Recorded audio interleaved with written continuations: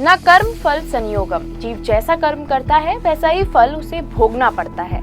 जड़ होने के कारण कर्म स्वयं अपना फल भुगताने में असमर्थ है, अतः कर्मों के फल का विधान भगवान करते हैं। लपते च ततः कामन में वे विहितानि तान, यानी कि प्रभु कहते हैं कि जो श्रद्धा से युक्त होकर मेरी आराधना करता है वो मेरे द्वारा बनाए गए भोगों को जरूर प्राप्त करता है। मतलब कि इंसान जैसे कर्म करेगा उससे वैसा ही फल प्राप्त होगा। बता दें कि कोई भी किसी को सुख या दुख नहीं देता, सभी अपने कर्मों का फल भोगते हैं। हमारे जीवन में भी जो परेशानियां आती हैं उनका संबंध कहीं ना कहीं हमारे कर्मों से ही होता है। कभी कभी हम जानबूझकर गलत काम करते हैं तो कभी अनजाने में कर देते हैं, जिसके कारण हमें आगे चलकर परेशानियां उठानी पड़ जाती हैं। और जब हम पर कोई परेशानी आती है तब हम पछताते हैं कि काश हमने ऐसा काम नहीं किया होता तो शायद आज हम मुश्किल में नहीं पड़ते। नमस्कार, मैं रिया और आप देख रहे हैं इंस्टा फीड। आज हम आपके लिए लेकर आए हैं एक ऐसी अनोखी कहानी जिसे सुनकर आपके रोंगटे खड़े हो जाएंगे।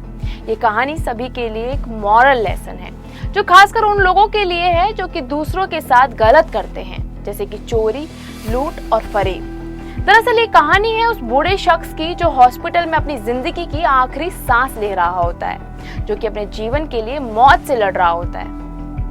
बता दें कि उस व्यक्ति को ठीक से सांस न आने के कारण अस्पताल में भर्ती करवाया जाता है, जहां पर उस बूढ़े इंसान का 2 मेल नर्सेज इलाज करते हैं।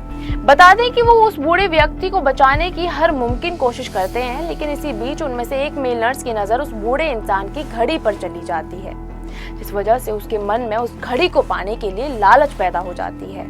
ऐसे में वो बिना सोचे समझे उस बूढ़े इंसान के हाथ से घड़ी को चोरी कर लेता है, बिना ये सोचे कि इसका क्या परिणाम होगा।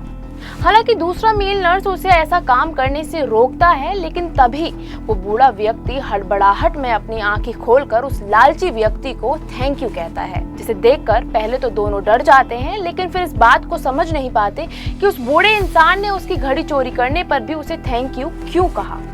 ऐसे में दूसरा मेल नर्स उस लालची इंसान को चोरी करने से रोकेगा, लेकिन वो उसकी एक नहीं सुनेगा।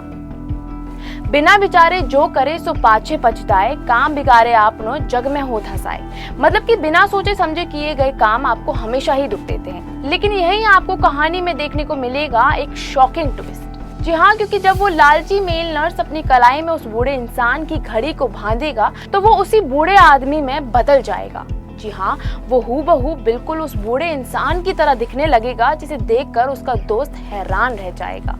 ऐसे में जब वो लालची नर्स खुद को आईने में देखेगा तो वो भागते हुए वापस उसी बूढ़े इंसान के पास जाएगा, जहां उसे वो बीमार बूढ़े आदमी की जगह एक बहुत ही यंग लड़का नजर आएगा।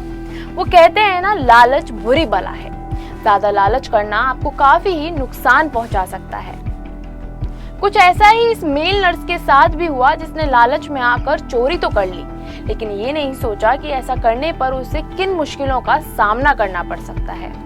इसके बाद वो यंग लड़का उस लालची नर्स को बताता है कि उसने कुछ दिन पहले ही इस श्रापित घड़ी को चोरी किया था, जिसके बाद वो एक बीमार बूढ़े आदमी में बदल गया और अब वो उसकी वजह से मरते मरते बच गया। जिसे सुनने के बाद वो लालची व्यक्ति काफी ही बौखला जाएगा। ऐसे में वो उस घड़ी को अपने हाथ से निकालने की हर मुमकिन कोशिश करेगा, लेकिन वो घड़ी उसके हाथ से नहीं निकलेगी। करता था सो क्यों किया, अब करी क्यों पछताए, बोया पेड़ बाबुल का आम कहाँ से खाए। समय के साथ साथ उस लालची इंसान को दिखना बंद हो जाता है, उसे सांस लेने में और परेशानी होने लगती है। ऐसे में वो जब अपने दोस्त को घड़ी तोड़ने के लिए कहता है तो वो पहले तो ऐसा करने से साफ मना कर देगा, लेकिन फिर वो अपने दोस्त के लिए इस घड़ी को तोड़ देगा, जिसके चलते वो घड़ी उस लालची इंसान के हाथ से थोड़ी देर के लिए ही गायब हो जाएगी। लेकिन फिर से वो घड़ी उस इंसान के हाथ में वापस आ जाएगी, जिसे देखकर वो हैरान और परेशान दोनों ही हो जाएगा। ऐसे में उस लालची नर्स को अपनी गलती का एहसास हो जाता है। जब वो उस घड़ी को किसी और को देने की सोचेगा तो उसका दोस्त उसे ऐसा करने से मना कर देगा। वो उसे बताएगा कि वो अपनी एक गलती को ठीक करने के लिए दूसरी गलती नहीं कर सकता। अपने दोस्त के समझाने के बावजूद वो हर किसी को उस श्रापित घड़ी को देने की कोशिश करेगा, लेकिन कोई भी उसकी घड़ी को नहीं लेगा। इसके बाद वो थक कर वहीं लेट जाएगा। लेकिन इसी बीच हॉस्पिटल में एक पेशेंट आएगा, जिसकी हालत काफी ही गंभीर होगी। ऐसे में वो लालची इंसान एक बार फिर गलत काम करने की कोशिश करेगा, जहां वो उस पेशेंट से जबरदस्ती अपने हाथ से उस श्रापित घड़ी को उतारने की कोशिश करता नजर आएगा, लेकिन वो ऐसा करने में भी असफल हो जाता है। जिसके बाद वो अपने दोस्त की सलाह से उस पेशेंट की जान बचाने के लिए CPR देता हुआ नजर आएगा। इसके चलते उस इंसान की जान बच जाएगी और वो लालची इंसान भी अपने असली रूप में वापस आ जाएगा। जिसके बाद वो काफी ही खुश हो जाता है और उस घड़ी को फेंक देता है। तो दोस्तों, ये तो एक कहानी थी, लेकिन इस कहानी से हमें बहुत अच्छी सीख मिलती है कि हम जैसा करते हैं हमें उसका वैसा ही फल मिलता है। ये भी सच है कि हमें अपने कर्मों का फल जरूर मिलता है। इस जन्म में नहीं तो अगले जन्म में हमें अपने कर्मों का फल भोगना ही पड़ता है। एक बहुत अच्छी कहावत है कि जो जैसा बोता है वो वैसा ही काटता है। अगर हमने बबूल का पेड़ बोया है तो हम आम नहीं खा सकते, हमें सिर्फ कांटे ही मिलेंगे।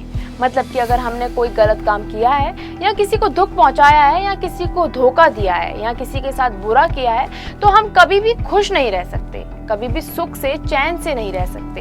हमेशा किसी ना किसी मुश्किल परेशानी से घिरे रहते हैं। तो इसलिए हमें देखना है कि हम अपने जीवन के थैले में कौन कौन से फल इकट्ठे कर रहे हैं। अगर हमने अच्छे फल इकट्ठे किए हैं, मतलब कि अगर हम अच्छे कर्म करते हैं तो हम खुशी से अपनी जिंदगी गुजारते हैं।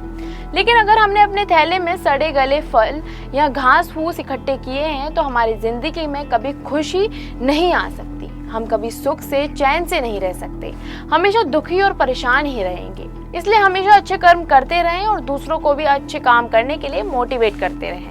ऐसी ही और भी वीडियोस को देखने के लिए फॉलो और सब्सक्राइब करें इंस्टा फीड को।